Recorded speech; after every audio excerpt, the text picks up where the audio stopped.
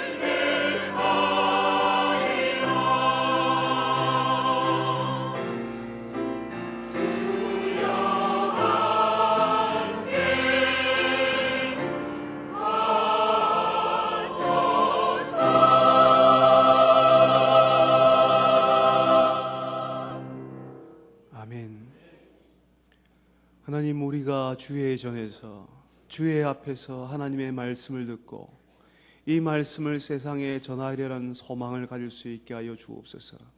주의 말씀이 하나님이 우리에게 부으시던 그 사랑이 교회 건물 안에 갇혀 있지 않게 하여 주옵소서.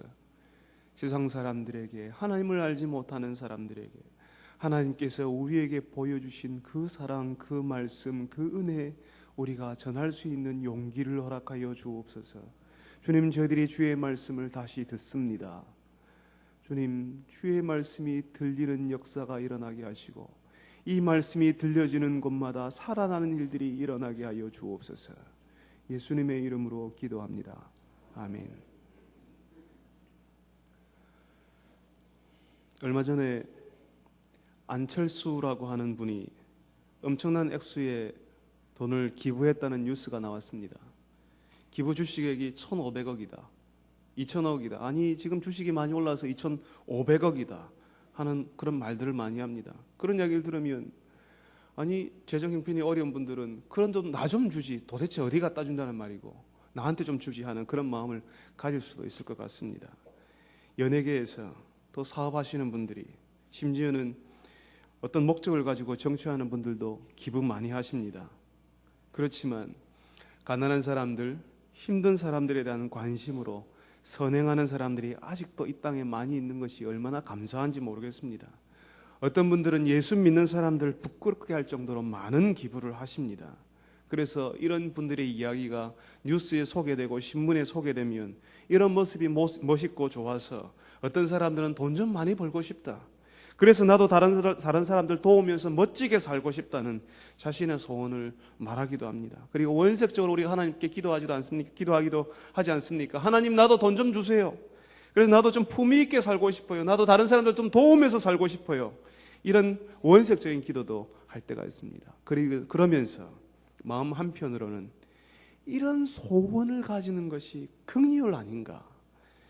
세상에 참 나쁜 놈들도 많이 있는데 나는 그런 긍휼을 가지고 있는 착한 사람 아닌가라고 생각하는 분들이 계시다 하는 것입니다.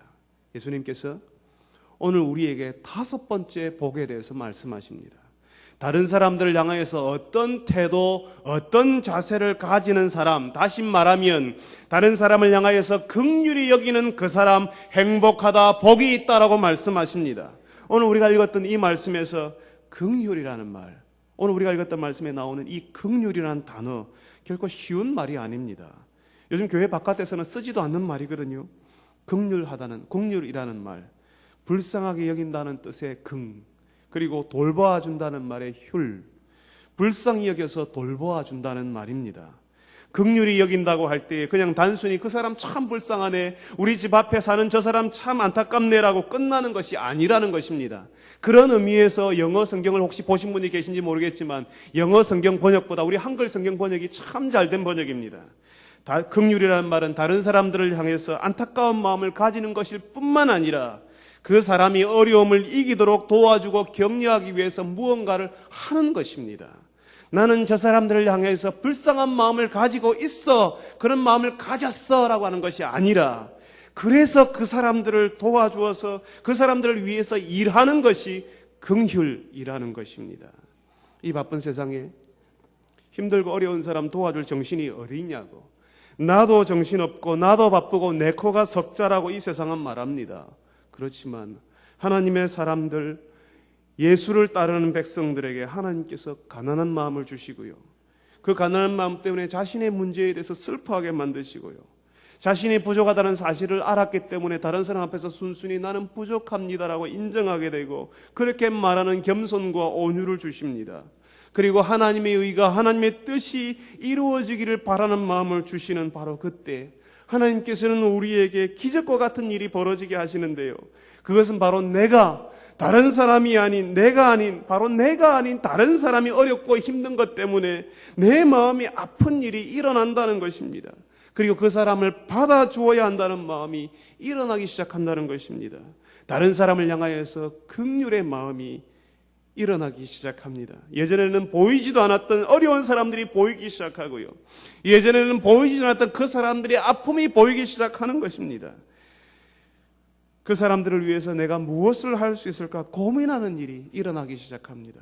예전에는 내가 왜 그 사람들 도와주어야 되는데, 내가 왜 그 사람들 받아주어야 되는데, 내가 왜 그 사람들 이해해 주어야 되는데, 내가 왜 그 사람들, 내가 뭐가 부족했어, 그 사람들 도와주어야 되냐고 이렇게 했지만 이제는 나를 힘들게 한 그 사람 이해가 되고 나를 괴롭게 한 그 사람 보면서 안타까운 마음이 드는 것입니다. 긍휼은 그냥 돈만 내어놓는 기부와는 다른 것입니다. 긍휼은 사람을 받아주는 것입니다. 돈 내놓았으니까 당신들 알아서 하시오가 아니라 바로 내 앞에 있는 이 사람, 바로 나를 힘들게 했던, 수년간 나를 괴롭게 했던, 나를 어렵게 했던, 나를 안타깝게 만들었던, 나를 궁지에 몰아넣었던 그런 사람, 심지어는 나를 힘들게 했던 그 사람 받아주고 그 사람 도와주고 그 사람 때문에 안타까운 마음을 가지는 그것이 긍휼이라는 것입니다. 그렇다면 우리는 어떻게 이런 긍휼의 마음을 가지게 됩니까? 오늘 우리가 읽었던 말씀에서는 마치 우리가 먼저 다른 사람들을 긍휼히 여기면 하나님이 우리를 긍휼히 여기실 것처럼 이야기합니다. 우리가 읽었던 말씀 중 7절에 긍휼히 여기는 자는 복이 있나니 그들이 긍휼히 여김을 받을 것이며, 우리가 먼저 다른 사람을 긍휼히 여기면 하나님께서 우리를 긍휼히 여기실 것이라고 마치 그렇게 말씀하시는 것 같습니다. 우리가 다른 사람을 긍휼히 여긴 대가로 그렇게 열심히 하니까 하나님께서 우리를 대신 그만큼 우리를 긍휼히 여겨주신다고 말하는 건가요? 여기서 순서가 정말 중요합니다. 여기서 예수님이 말씀하시는 긍휼은 우리에게 있는 것이 아닙니다. 날 때부터 심성이 고와서 아픈 사람 보면 눈물 뚝뚝 흘리고 힘든 사람 보면 도와주고 싶어하는 마음 여린 사람의 그런 심성에 대해서, 그런 심정에 대해서 말하는 것이 아닙니다. 하나님의 은혜를 우리가 경험했을 때에, 하나님께서 우리에게 가난한 마음을 주셨을 때에 우리에게 일어나는 하나님 나라의 백성들의 상태를 이야기합니다. 하나님께서 먼저 우리를 긍휼히 여기셨기 때문에, 하나님께서 먼저 우리에게 긍휼히 여기는 것이 무엇인지를 보여주시고 하나님의 긍휼을 경험하도록 만들어 주셨기 때문에 우리가 다른 사람들을 긍휼히 여길 수 있게 되는 것입니다. 신약 성경에 보면요, 누가복음이라고 하는 책이 있습니다. 거기 15장에 보게 되면 아주 배은망덕한 아들 이야기가 나옵니다.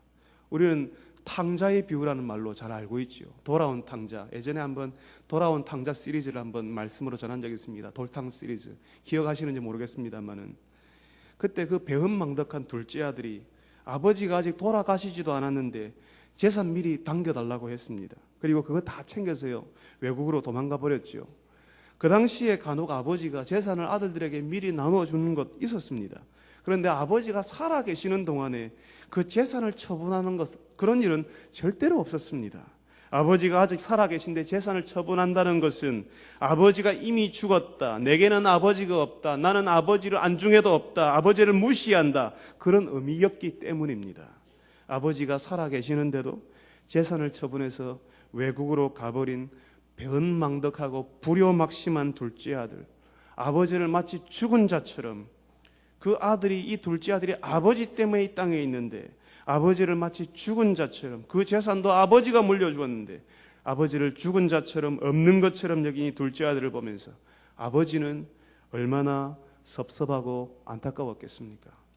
아버지를 죽은 사람 취급하면서 온갖 모욕과 멸시를 안겨주었던 그 아들이 외국에 가선, 이제 그 외국에 가서 여보란 듯이 성공하며 벌떡 일어섰으면 좋을 텐데 외국 간 그 아들 재산 흥청망청 다 써버렸습니다. 재산 다 날리고 나니까 입에 풀칠하기 어렵지 않습니까? 그래서 한 것이 유대인들은 다 혐오하는 짐승 중에 하나인 돼지 치는 일을 하기 시작했습니다. 아버지를 속상하게 하고 기껏 한다는 짓이 돼지 먹이는 일이었다는 것입니다. 아들도 알고 있습니다. 이런 직업이 수치스럽다는 사실을 알고 있습니다. 그렇지만 목구멍이 포도청이라고요, 먹고 살아야 되잖아요. 수치스러워도 부끄러워도 하고 있는 것입니다.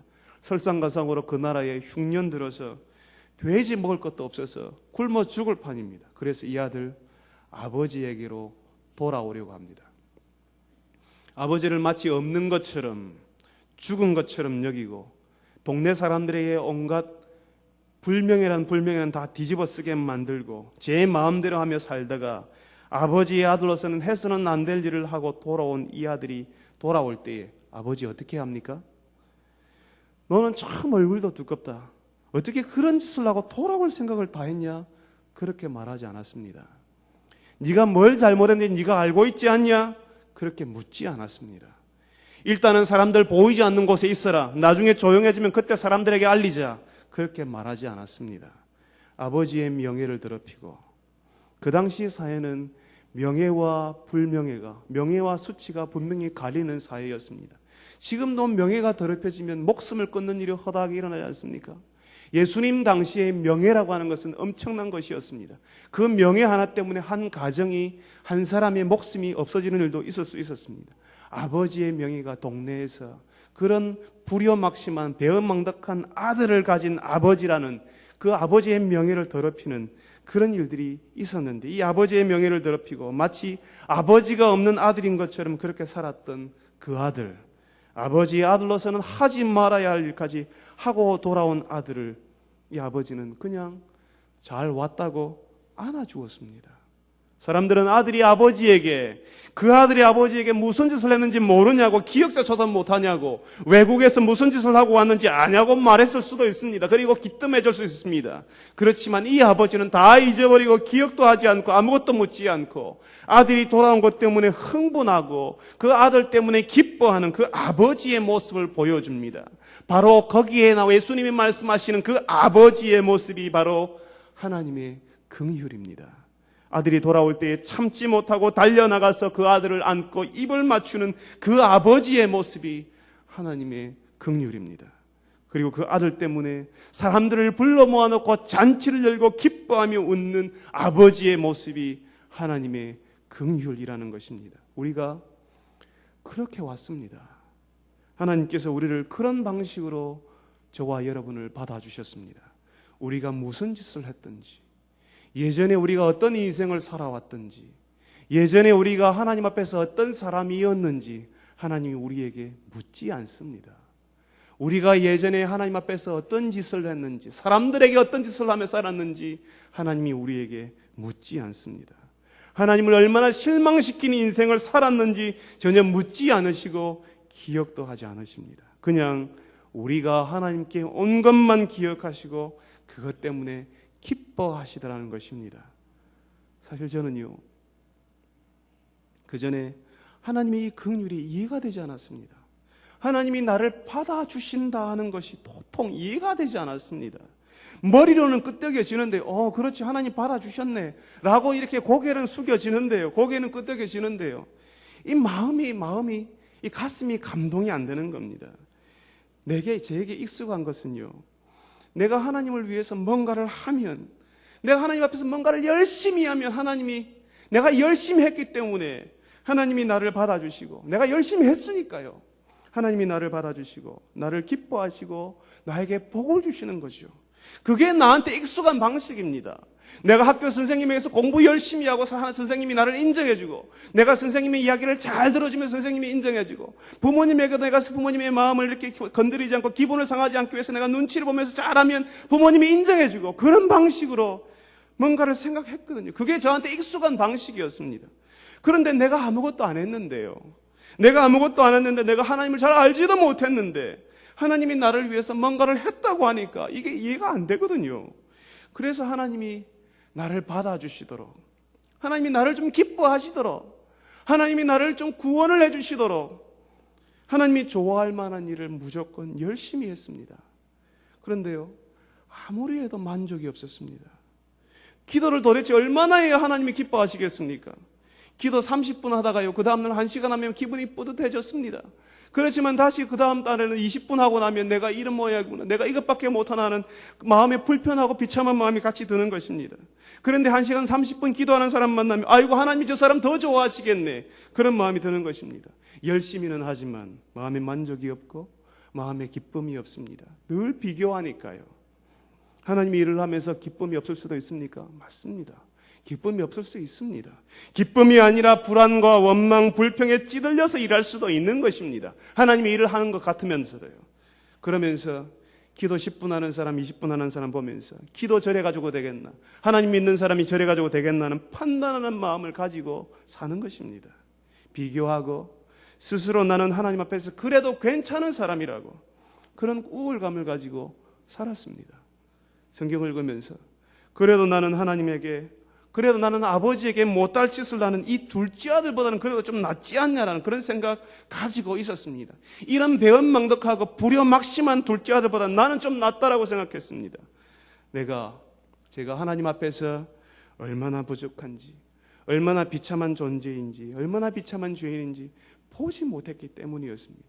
그저 내가 잘하는 것, 제가 하나님 앞에서 다른 사람 앞에 자랑할 만한 것 하나님 앞에 내어놓고, 하나님 내가 이만큼 하지요, 내가 이만큼 했지요 라고 늘 보여주려고 했다 하는 것입니다. 그런데 어느 때인가 하나님께서 저에게 제 안에 있는 죄를 보게 하셨습니다. 제 안에 있는 흉측한 것들을 보게 하셨습니다. 둘째 아들이 아버지를 없는 것처럼 마치 죽은 것처럼 여겼던 그 둘째 아들처럼 마치 하나님 아버지가 계시지 않은 것처럼 죽은 것처럼 여기고 그렇게 살았다는 사실을 제가 발견하기 시작했습니다. 나는 괜찮은 사람인 줄 알았거든요. 주일학교 교사도 하고요. 성가대도 하고 있었습니다. 성가대원들 믿지 못하시겠지만 저 성가대도 했습니다. 성가대도 하고요. 방학만 되면 교회에서 거의 살았습니다. 교회가 필요한 일에 항상 저는 그 자리에 있었습니다. 사람들은 제가 항상 거기에 있으니까 내 속에 뭐가 있는지를 보지 못하니까 저를 좋게 생각해 주셨습니다. 저 사람 참 괜찮다. 저 친구 괜찮다라고 인정해 주셨습니다. 그래서 저도 나는 이만하면 괜찮은 사람이라고 생각했습니다. 그런데 하나님께서 제 속에 있는 것을 보게 하신 그때부터 제 속에 있는 흉측한 죄와 제 속에 있는 끔찍한 것들, 하나님을 제대로 알지 못하고 하나님을 떠나 있던 거룩하지 못한 내 모습을 바라보기 시작하는 그때부터 습관적으로 피상적으로 내 죄를 용서해 주세요 혹은 내 죄를 용서해 주셔서 감사합니다는 그런 기도가 나오지 않았습니다. 하나님 앞에서 두려운 마음이 일어나기 시작했습니다. 내가 가진 그 죄 때문에 내 안에 있는 그 흉측한 것 때문에 하나님 앞에 서 있는 내가 두려워서 떨 수밖에 없었습니다. 두려워서 견딜 수가 없기 시작했다는 것입니다. 하나님 앞에 지은 내 죄 때문에 하나님이 두려워지는 것입니다. 내가 아무렇게나 생각했고 내 입에 함부로 오르내린 그 하나님이 두려운 분이 되기 시작했다는 것입니다. 내가 지은 그 죄, 그게 죄인지도 모르고 그 속에서 좋아하면서 나는 괜찮은 사람이라고 스스로 위안을 삼던 그 죄들이 생각나고 부끄러워서 견딜 수가 없게 되는 것입니다. 아버지의 재산을 가지고 외국으로 가버렸던 둘째 아들이 이제 아버지에게로 돌아올 때에 집에 온다는 생각에 발걸음도 가볍게 그렇게 왔겠습니까? 휘파람 부르면서 그렇게 왔겠습니까? 아니면 아버지를 어떻게 봐야 될지 몰라서 두려운 마음을 가지고 왔겠습니까? 이 둘째 아들은 두려웠습니다. 자기는 그전에는 몰랐거든요. 사버지가 살아계신 내 재산자 처분해서 외국 가서 그렇게 허랑방탕하게 살았던 것이 아버지에게서 엄청난 누가 되고 불명예가 되고 죄가 된다는 사실을 몰랐는데 이제 돌아보니까 알게 되니까 아버지 얼굴을 보는 것이 두려운 것입니다. 너무 무섭고 부끄러운 것입니다. 아버지가 자신을 받아주지 않을지도 모른다고 생각했습니다. 자신의 행한 일이 너무나 엄청난 것이었거든요. 자신이 떠난 그 동네에 다시 돌아오는 것만으로도 부끄러운 일이었습니다. 그 죄는 그 당시 사회에서는 씻을 수 없는 죄였습니다. 그래서 이 둘째 아들은 생각하지 않았습니까? 차라리 아들로 받아주지 말고 나를 아버지와 아들의 관계가 아니라 나 도저히 아버지와 아들의 관계는 내가 용납할 수 없으니까 내가 이런 죄를 짓고 내가 어떻게 아들이라고 말할 수 있겠는가? 차라리 아버지에게 나를 일꾼으로 써달라고 하자. 아들이 아니라 일꾼으로 써달라고 하자. 그래서 밑바닥부터 시작해서 아버지의 마음을 다시 내가 얻으면 안 되겠냐라는 이런 생각을 가지고 있습니다. 그런데요, 스스로 노력해서 뭔가를 가지려고 하는 일꾼으로부터 시작해서 밑바닥부터 시작해서 뭔가를 하려고 하는 그 아들에게 아버지는 그 둘째 아들 덥석 안아버리잖아요. 그냥 일꾼으로 써달라는 말도 못하게 아들에게 옷 입히고 신발 신기고 아들임을 증명하는 반지를 끼우고 있습니다. 그리고 사람들 불러놓고 잔치 벌이잖아요. 아들 돌아왔다고. 자원급제했습니까? 그 아들 돌아왔다고 잔치 벌이고 있습니다. 용서받을 수 없는 죄를 짓고 두려운 마음, 부끄러운 마음을 가지고 돌아온 아들을 안으시고 받아주시더라는 것입니다. 아무것도 묻지 않습니다. 네가 왜 그랬냐고, 네가 그럴 때 나 참 섭섭했다고 말하지 않습니다. 그냥 안아주셨습니다. 그리고 네가 와서 좋다고 하십니다. 제가 제 안에 있는 죄를 보고 부끄러워하고 그 죄 때문에 하나님이 두려워서 견딜 수가 없었습니다. 그런데 그렇게 두려워하고 부끄러워하는데요, 그제서야 바로 나의 이 죄 때문에 예수님께서 죽으셨다고 하는 이전에 골백 번도 더 들었던 수천 번도 더 들었던 예수님이 나를 위해서 십자가에 죽으셨다는 그 사실이 생각나고 인정이 되기 시작하더라는 겁니다. 그전에는 몰랐습니다. 그전에는 예수 그리스도께서 나를 위해 죽으셨다는 사실을 골백 번도 더 들었습니다.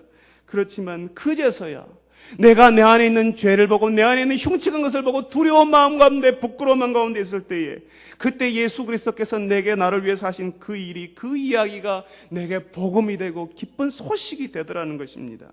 나 같은 죄인을 왜 받아주시는지, 내 죄송하고 나 같은 사람 받아주셔서 감사해서 견딜 수가 없게 되는 것입니다.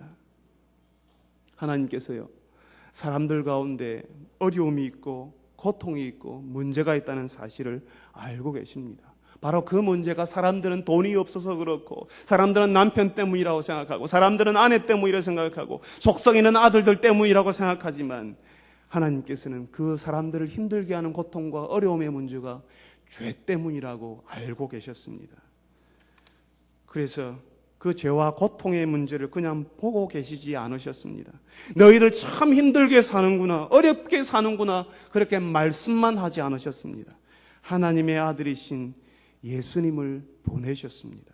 하나님이신 예수님께서 직접 사람의 모습으로 우리 가운데 오셔서 사람으로 사는 것이 얼마나 힘든지, 인생이 얼마나 팍팍한 시간들인지, 얼마나 어려운 골짜기와 풍랑을 통과해야 되는지 우리와 같이 지내시면서 같이 다 경험하셨습니다. 심지어는 죽음까지 경험하셨습니다. 그리고 사람들이 하나님이 계시지 않은 것처럼 여기고 죽은 것처럼 여기며 하나님을 싫어하고 미워하며 짓는 수많은 그 죄들을, 그 죄에 대한 값을 받기 위해서 예수님께서 십자가에 달려서 죽으시더라는 것입니다. 제가요, 하나님의 은혜에 대해서 알기 시작한 그때에 이제 저희 집에 아이들이 태어나기 시작했습니다. 아이들을 보니까요, 하나님께서 자신의 자녀들에게 하나님의 은혜라는 것이, 자신의 자녀를 통하여서 보여주시는 하나님의 은혜라는 것이요, 훨씬 더 풍성해지고요, 만질 수 있고요, 감각적이 되고요, 경험적인 것으로 저에게 다시 오기 시작했습니다. 하나님의 은혜가 이런 것이구나. 하나님께서 자신의 자녀들을 이렇게 사랑하시는구나. 제가 제 아이들을 보면서 그걸, 하나님의 마음을 제가 알 수 있게 되어서 얼마나 감사한지 모릅니다. 하나님께서 저에게 아버지됨을 허락하셔서 하나님 아버지의 아버지를 아버지됨을 이해할 수 있게 하신 것이 얼마나 감사한지 모릅니다. 아이들을 키워보니까요, 하나님이 당신의 애들을 이렇게 사랑하시는구나 많이 이해할 수 있었습니다. 아이들이 참 사랑스럽고요, 아이들과 같이 이야기하면 참 좋습니다. 저희 집의 둘째는요, 자신이 보는 것, 생각하는 것 다 아빠한테 말하고 싶어 합니다. 자신이 책으로 본 것, 영화 본 것, TV 본 것, 뭐 본 것 전부 다 쫑알거린다고 이야기하죠. 계속 쫑알거립니다. 그리고 계속 나불거립니다. 집에서 시끄러워서 견딜 수 없다라고 제 아내가 불평을 하기도 합니다. 좀 귀찮고 힘들기는 하지만 아빠에게 이야기하는 아이들이 좋지 않습니까? 우리 집에 딸은 없지만 딸 가진 우리 아빠들, 딸 가진 엄마들은 더 잘 이 마음을 이해할 수 있지 않겠습니까? 그 아이들이 아빠를 이해하고 아빠가 하는 일을 이해해주면 참 기분이 좋습니다. 사랑의 관계라는 것이 그런 것 아니겠습니까? 그런데요, 제게 있는 두 아들 중에 한 아이를 사람들이 데리고 가서 미워하고 때리고 욕하고 침뱉고, 심지어는 사람들이 다 모여서 그 아이를 향해서 죽여라, 죽여라, 십자가에 못 박아라 한다면 아빠인 저의 심정이 어떻게 되겠습니까? 제가 그렇게 사랑하는 아들 중에 한 아이를 사람들이 데리고 가서 그 아이를 향하여서 미워하면서 그 아이를 때리고 짓밟으면서 채찍으로 때리면서 그 아이를 향하여서 못 박으라고 소리친다면, 만약에 여러분의 아이들 향하여서 여러분이 사랑하는 그 아이를 사람들이 데리고 가서 미워하면서 때리고 짓밟으면서 채찍으로 때리면서 십자가에 못 박으라고 죽이라고 소리친다면 여러분의 심정이 어떻겠습니까? 그 아들이 십자가에 못이 박힌다면 아비인 나의 심정이 어떻게 되겠습니까? 아버지인 여러분들의 심정이 어떻겠습니까? 하나님을 떠나서 죄를 범한 우리를, 나를 용서하기 위해서 하나님 아버지께서 자신의 아들이 십자가에서 죽으시는 것을 지켜보셔야 됐습니다.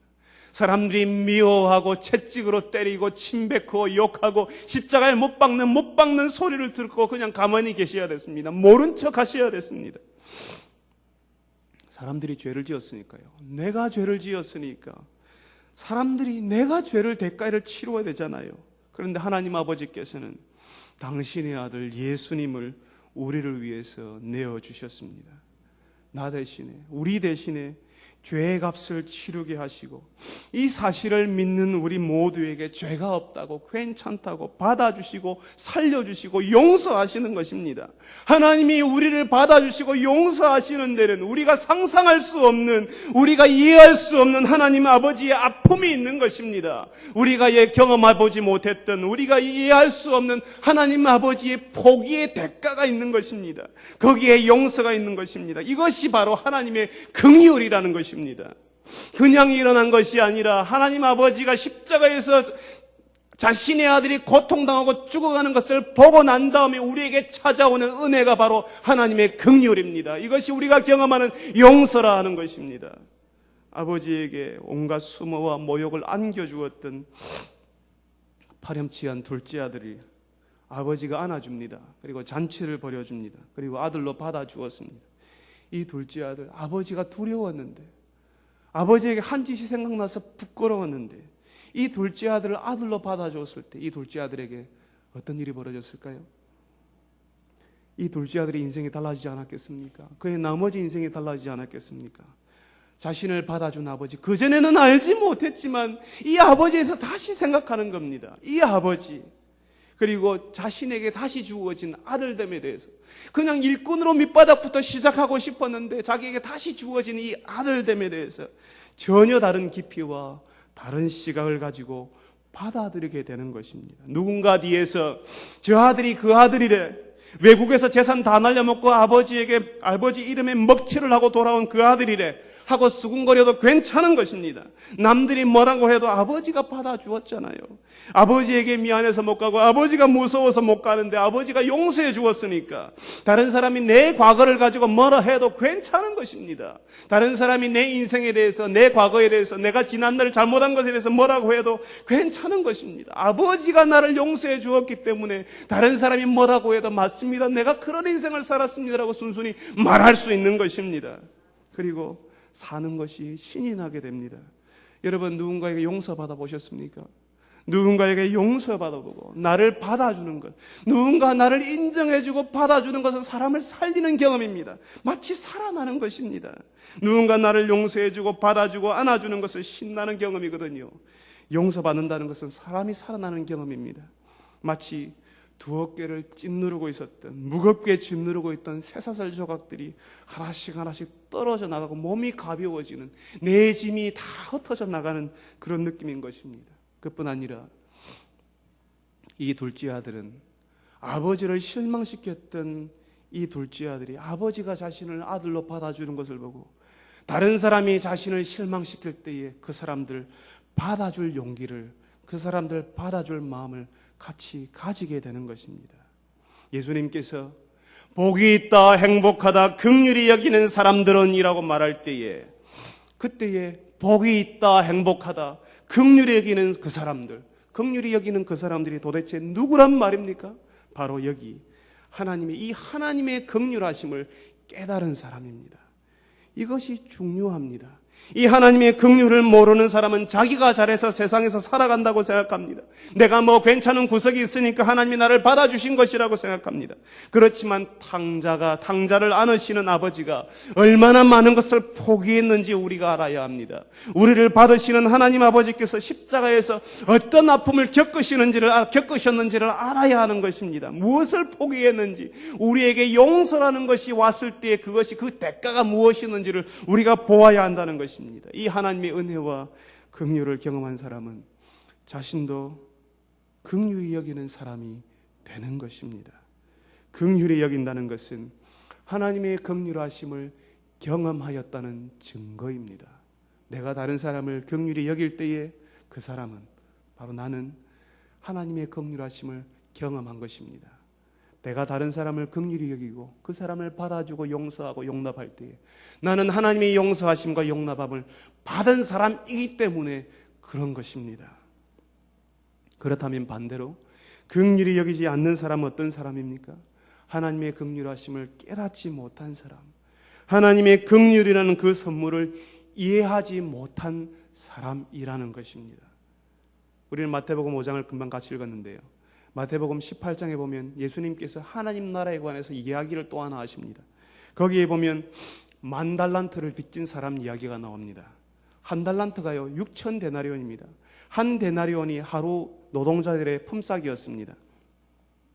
한 달란트가 6,000데나리온이면 6,000일의 품삯이거든요. 그냥 주일 놀고 토요일 주 5일 근무한다면 20년치 품삯입니다. 한 달란트가 20년치의 품삯입니다. 그럼 10,000달란트면요. 그냥 계산이 잘 안 되는 겁니다. 저는 계산 잘 못하겠습니다. 계산이 잘 안 되는 겁니다. 도저히 갚을 수 없는 액수의 빚입니다. 도대체 어쩌자고 이런 빚을 졌는지 모르겠습니다. 도저히 사람의 힘으로는 갚을 수 없는 빚을 진 사람이 나옵니다. 10,000달란트 빚진 자가 나옵니다. 그런데 주인이 이 사람의 형편을 딱하게 여겨서 10,000달란트의 빚을 탕감해 주었습니다. 도저히 꿈같은 있을 수 없는 일이 벌어진 거지요. 꿈같은 일이 벌어진 겁니다. 주인이 이야기합니다. 그냥 갚지 마라. 집에 가라. 그냥 집에 가서 가족들과 편안하게 지내라. 이렇게 이야기한 겁니다. 그런데 이 사람이요. 집에 가다가 한 사람 만났는데요. 공교롭게도 이 사람이 자기에게 빚진 사람이거든요. 얼마 빚졌냐면 100데나리온 빚졌답니다. 아까 제가 한 데나리온이 하루치 품삯이라 했습니다. 그럼 100데나리온이요. 100일치 품삯입니다. 물론 많은 액수지요. 많은 액수지만 여러분 생각해 보세요. 10,000달란트에 비하면 그게 비교가 되는 것입니까? 10,000달란트 빚진 것에 비하면 아무것도 아니지 않습니까?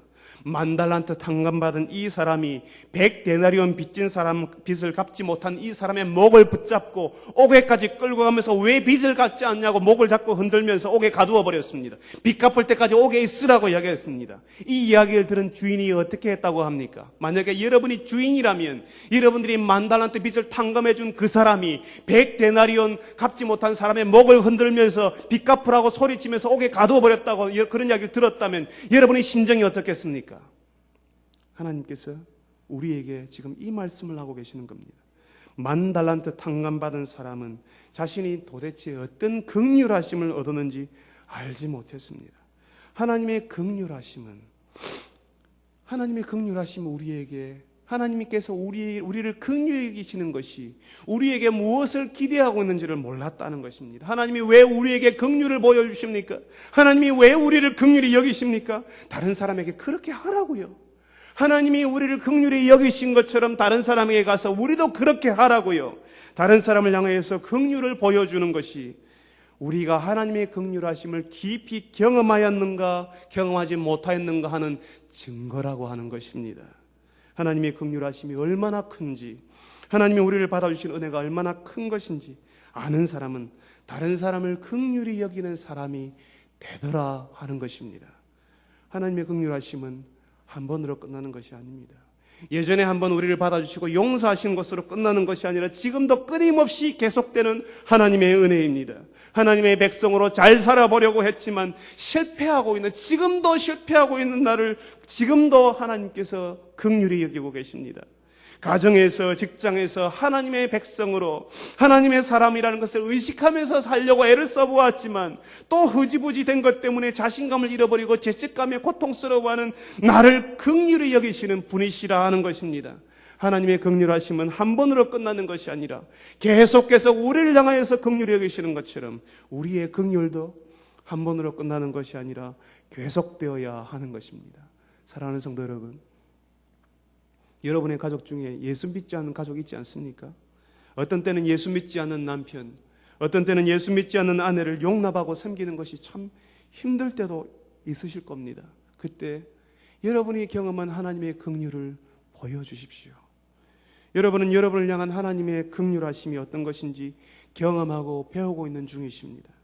한 교회를 다니고 있고 심지어는 10수년을 같은 교회에 다녔지만 여전히 용납하기 힘들고 여전히 대하기 힘들고 보기만 하면 얼굴을 돌려버리는 그런 관계들, 그런 힘든 사람들이 한 교회 안에 같이 있을 수도 있습니다. 중간에 가로막힌 담이 있는 것처럼 꽉 막혀버린 관계가 있을 수 있다는 것입니다. 사랑하는 성도 여러분, 용납하고 받아주십시오. 하나님이 여러분에게 보여주신 하나님의 긍휼을 그 사람에게 흘려보내주십시오.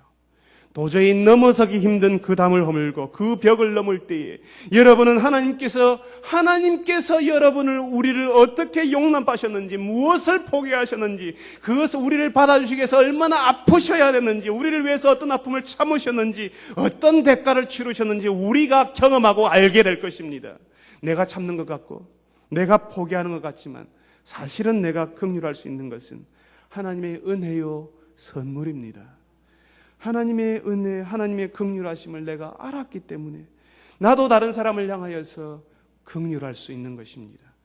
이 긍휼은 이 땅의 사람들을 살만한 사람들로 만드시기 위해서 우리에게 보내시는 하나님의 선물이라 하는 것입니다. 이 하나님의 긍휼하심이 있는 곳에, 이 하나님의 긍휼하심이 흘러나가는 곳에 사람들이 모이게 되어 있습니다. 교회는요, 하나님의 긍휼하심을 경험한 사람들의 모임입니다. 하나님의 긍휼하심이 여기 없었다면 우리는 여기에서 서로 같이 신앙생활 할 수 없을 것입니다.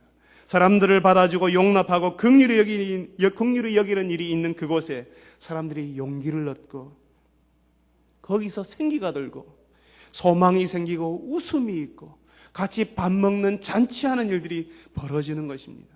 사랑하는 성도 여러분, 우리 교회가 그런 곳이 되어야 합니다. 긍휼하심이 흘러갈 때 사람들이 모이게 되고 긍휼하심이 흘러가기 때문에 다른 곳에서는 나를 밀쳐내고 다른 곳에서는 나를 무시하지만 적어도 이 모임에서는 나를 받아주고 내가 용납받고 내가 인정받고 내가 거기서 아들로 받아준다는 사실을 이 교회 안에서만큼은 하나님께서 이 긍휼하심 우리에게 허락하신 그 긍휼하심으로 그 사람들 받아주어야 한다는 것입니다. 사랑방 모임이 그래야 합니다. 늘 긴장과 경쟁 속에 있는 분들에게, 힘들어하는 분들에게 하나님의 긍휼하심을 보여주어야 합니다. 여러분, 우리 교회 의자는요 쿠션이 잘 되어 있어요. 앉기가 참 편안합니다. 1시간 지나도요 엉덩이가 부담스럽지 않습니다. 그런데요, 여러분 예전에 학교 의자 보셨죠, 그죠? 딱딱한 쿠션이나 스펀지 같은 아무것도 없는 그런 의자에 1시간 앉아 있으면 참 힘듭니다. 만약에 쿠션에 있는 그런 우리 교회 장의자와 같은 그런 의자와 그 딱딱한 의자가 2개가 있다면 여러분들 어디에 앉고 싶으십니까? 쿠션에 있는 그런 의자에 여러분 앉고 싶지 않으십니까? 사랑방 모임이, 교회 모임이 그런 것입니다. 사람들이 모일 때요, 하나님의 긍휼하심이 흘러가는 사랑방, 하나님의 긍휼하심이 흘러나오는 교회는 마치 쿠션이 있는 의자와 같아서 사람들이 그곳에 앉고 싶어 합니다. 딱딱해서 사람들을 밀쳐내는 것이 아니라, 다시는 가고 싶지 않은 모임이 되는 것이 아니라 다시 그 자리에 앉고 싶고, 내가 그 자리에 나를 받아주는 것처럼 나를 받아주는 그 모임에 나도 가고 싶다는 것입니다. 사랑하는 성도 여러분, 그런 교회 될 수 있도록 기도하십시오. 여러분이 모이는 사랑방 모임이 그런 하나님의 긍휼하심이 흘러나오는 그런 사랑방 모임이 되기를 기도하시기 바랍니다. 이렇게 긍휼히 여기는 사람에게 하나님이 어떤 복을 약속하십니까? 하나님의 은혜와 긍휼 때문에 내 남편 받아주고 내 아이를 받아주고 내 부모를 받아주고 직장 상사를 받아준 사람에게 하나님께서는 다시 긍휼히 여기시겠다는 복을 약속하십니다. 내가 긍휼히 여기면 여길수록 하나님의 더 깊은 긍휼을 경험하고 맛보게 하시겠다는 것입니다. 하나님께서 받아주시고 용납하시고 돌봐주시겠다고요. 하나님의 긍휼하심을 아는 그 사람, 그래서 하나님의 긍휼하심 때문에 다른 사람을 긍휼히 여기는 그 사람에게 하나님은 다시 긍휼하심으로 갚아주시겠다고 약속하십니다.